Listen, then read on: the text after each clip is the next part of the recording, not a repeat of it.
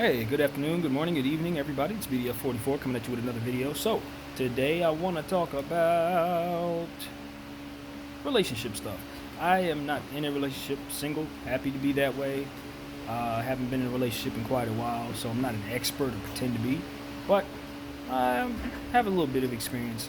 What can I say? Life just puts you through things. And uh, one of the things that's coming to mind for me in regards to that is just knowing how blessed I am to no longer have um, a stranglehold on me in regards to the relationship that I was in, the last major relationship I was in. It was very difficult to get out of it in terms of convincing myself that it was time to move on. It was something that where I looked at the situation now as me idolizing her rather than giving my full attention to things that were important as well. And it's just one of those situations where you look back and you say, "Wow, I don't even want the same things I wanted back then when I was checking for her. I don't even have the mindset that I had when having some conversations that probably went a certain way, and if it were today, she would probably not have gotten much closer to me than high and by. Like, that's just the reality of the situation as it pertains to my personal experience.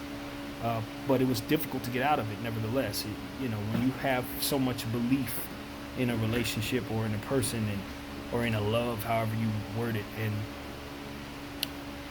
you start to develop fears for what the world looks like, what you look like, what they'll be like without you or without her or what have you, that person. When y'all separate, you feel like you have some entitlement to their behavior.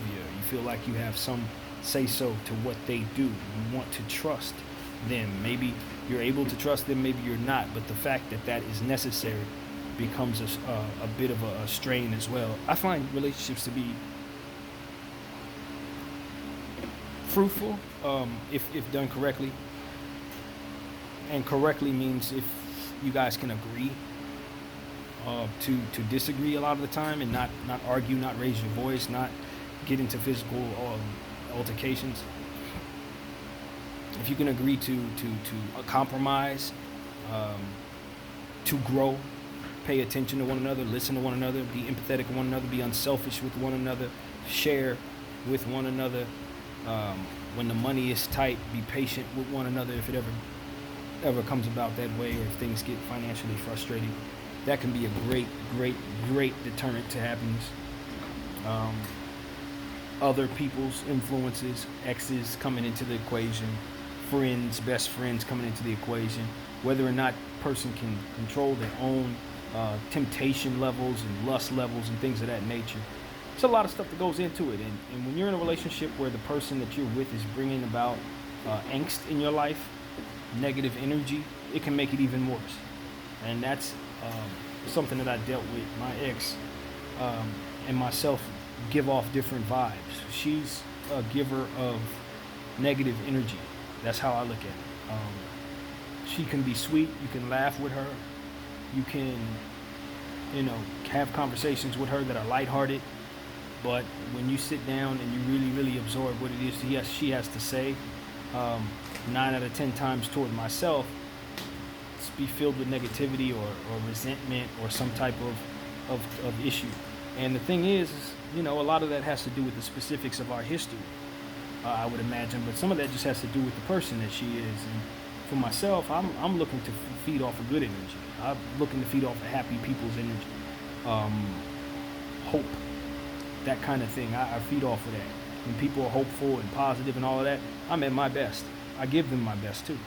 But when somebody's negative, Debbie Downer, bringing the morale down, that kind of thing, not for me. That's not for me. There's a difference between having like a witty sense of humor, dark humor, or someone that doesn't smile very much but makes you laugh all the time. That's not the kind of thing I'm talking about. I'm talking about how they actually make you feel with what they intend when they communicate to you however they do. Because I've been around people who are not nice people, but it doesn't mean that they give off bad energy. They just don't have bubbly personalities and shit. That's not the same thing I'm talking about. I'm talking about something that you can feel really, really feel with the intentions of a person uh, bringing forth whatever they're bringing to the table toward you. And not everybody's going to understand that the way that I'm trying to intend it, but that's just what it is. That's how I see it. I hope that whoever sees this, if you're in a relationship, you're in a marriage, whatever it is, I hope you have a happy home, a happy situation. If you don't live together, I hope you guys trust one another and whatever. But also understanding that it takes work. It takes a whole lot of work to really stay with somebody while you go through different ebbs and flows of life and different levels of growth. You know what I mean? You may find yourself in a space in this moment where you're so far away from your significant other mentally. Things that y'all want don't align with one another. You still love each other just the same. You still want to make it work. You still believe in one another. But you just have to try to get through this process where you both are on different levels. And in marriages, life is long. There are going to be those types of things where, okay, we're on the same page today, but 2 years from now, we're not on the same page. We're in different places. We want different things. And then we may come back around full circle 4 years from now and you guys are on the same page again, or maybe it's a different type of thing there. So with relationships comes just the agreement to accept the fact that sometimes you may not be on the same page, and to be able to live in that space and work on the relationship within that space. And that, I think, is a really, really, really difficult challenge for a lot of different types of personalities. And then, of course, it's the bedroom stuff, which I'm not going to get into because that's just not something that I'm an expert in myself. I'm not going to speak on that, but you got to be able to communicate with one another, be able to read one another's energy and body language, and communication is what will ultimately make that work out. Being mindful of one's sensitivity levels and what triggers your significant other, what puts them in a space that makes them uncomfortable, and how your responsibility is to help secure them. I think a lot of people don't realize that it's their responsibility to help secure their significant other. If you're with that person, it's not only your responsibility to be faithful to them, but to make sure that they believe that you're being faithful to them. You try to eliminate certain things that you can eliminate in order to show them the truth about you, because the truth can only be proven in that regard with 24/7 surveillance. You get to be in that person's life 24/7 to fully understand the details of what it is that they do from day to day, I would imagine. So there's no way to really move forward in relationships but with trust and a sense of inner responsibility for the feelings and emotions of the person you're with. And a lot of people are too selfish. They see the world a certain way. They've been hurt too many times to believe that effort is worth it. And they walk around and they pretend to be willing, but they will never be willing. And they are not good enough people to admit that to the person that they're with. Whether it be because they want to keep what they have and have their cake and eat it too, or just because they want to be deviant and can't wait to hurt you, or who knows what pushes people to be that way. But the point is to make sure you get with somebody who's not like that. And if you are someone who's like that, to not get yourself involved in a relationship where you're going to push out that type of energy onto your significant other, because that brings about all kinds of different really, really horrible consequences. And yeah, that makes for a very bad relationship, to say the least. So those are the type of things I wanted to just kind of mention right here as I move forward in my life as a single guy, thinking about whether or not I want to get into another relationship at some point, wanting to have a family and all of that good stuff. At this age, it's like, it could happen, it could not. I'm not really worried about it. But at the same time, it's like, no man is an island. That's what my mother used to tell me. And I have effectively proven that a man can be an island up until this point. But at the same time, it's like, you only don't miss what you don't have when you've had it. And for me, it's like a relationship that I was in, the last relationship I had, it wasn't nothing to miss. The negatives outweighed the positives in that particular situation. Not to say that it's going to be like that again, or that I'm hesitant to get involved because of it, but it just helped me realize that I have a long way to go in terms of personal, individual healing. before I'm wired the way that I would like to be wired in a relationship. So maybe that help comes from the next relationship. Not ruling that out, but the point is, you got to make sure you're aware of self when you're dealing with others. And I think self-awareness is something that needs to be spoken of a lot, especially since there are so many people who are lacking it. To lack self-awareness a lot of the time means that you lack the understanding that you lack self-awareness, and that is a vicious cycle that people run around in, of not taking accountability for oneself and not being aware of what their actions are that cause consequences, not being aware that the energy that they put out and the things that they do to others ultimately is why certain things come back to them, whether it be directly or indirectly.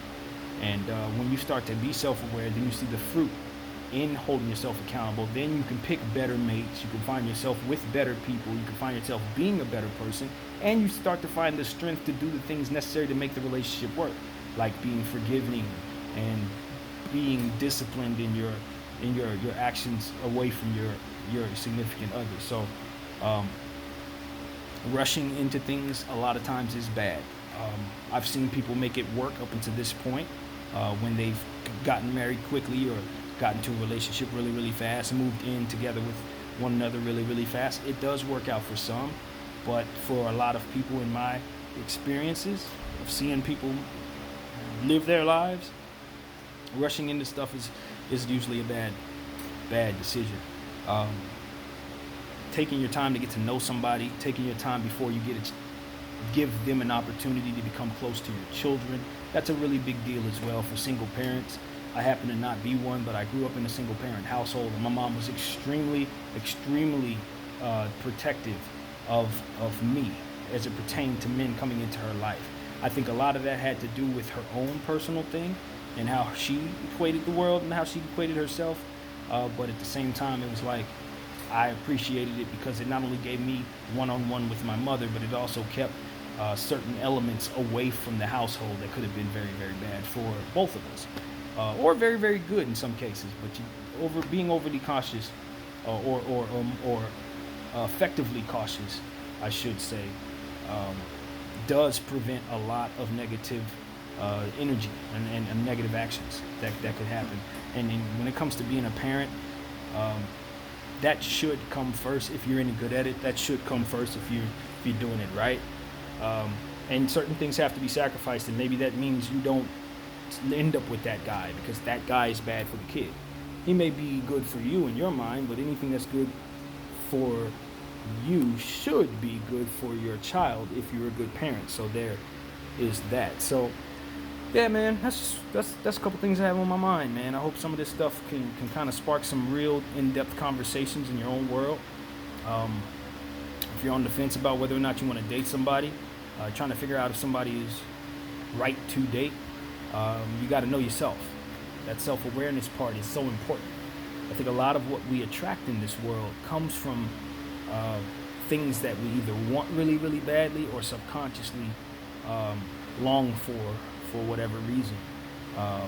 And pressure busts pipes every time, meaning like if you withhold yourself from saying the truth, or if you withhold something inside of you that you need to get out with your significant other, you're angry about something, and maybe if it's even small but it's starting to really pluck on your nerves, you got to get that out. It is incumbent upon you to get that out early so that it doesn't manifest into something much bigger. The avalanche effect definitely takes place in matters of the heart, and when you are involved with somebody and y'all going back and forth about little things, when there's really a big thing, an elephant in your room, and you don't address it, it can turn into a domestic situation, to be arguing over coffee, and you'll end up fighting because you got bigger problems that haven't been addressed, sorries that haven't been said, that kind of thing. You got to humble yourself in the presence of your significant other. If you're going to be with somebody, you got to understand the role that they play and understand the role that you play, and learn to compromise. The word compromise is very important. Some stuff you got to let go of in order for the relationship to work, especially if you are a womanizer as a man, or the type of woman that's very promiscuous or whatever, very open with your sexuality. Your responsibility in your relationship, as I said earlier, is to secure your mate. A lot of people don't take on that responsibility. They feel like their mate should already be secured, but that's not the case. You are dealing with their heart, so that's going to make them extra sensitive. No matter who they are, no matter how self-aware they are, the sensitivity levels are going to be heightened dramatically when they start feeling something for you. So if you putting them in positions to feel like they want to not be with you, or feel like they can't trust you, or put you in a position, put them in a position to feel like they're friends and you are having inappropriate interactions or what have you, that kind of stuff obviously is terrible for the relationship, to say the least. So secure your mate. Don't do things that you know are going to tick them off. Don't be neglectful with your time when you know that they're attached to you. They are attached to you. What you do affects how they feel. Whether if you live with them, you coming home on time and being honest about why you're not coming home on time is important. You know, sometimes you may have to go the extra mile to prove whatever. And if that's not something you want to do, then maybe you're in the wrong situation. But being self-aware enough to know yourself, to know your mate, and to care enough to make sacrifices for that relationship is key. There's probably other things to say as well.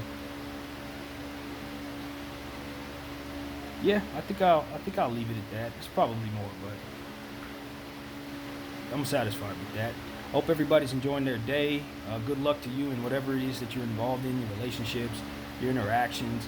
And I would advise people to be real with themselves. If you're not built for a relationship, don't do it.